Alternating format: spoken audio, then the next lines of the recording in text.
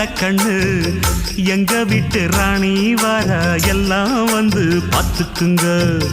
பொட்டி வண்டி கட்டிக்கிட்டு பொண்ணு மேல ஒட்டிக்கிட்டு ராணிக்கு தராசா எங்க மாமே வரார் பார்த்துக்குங்க. கட்டிக்க போற பொண்ணு ஒட்டிக்கிட்டா தப்பில்ல செல்ல கண்ணு. தப்புன்னு யாரு சொன்ன கண்ணந்தொட்டு தாளத்தை போடு நல்லா. அட அப்படி போட்டுக்க ஆசைய பார்த்துக்கட.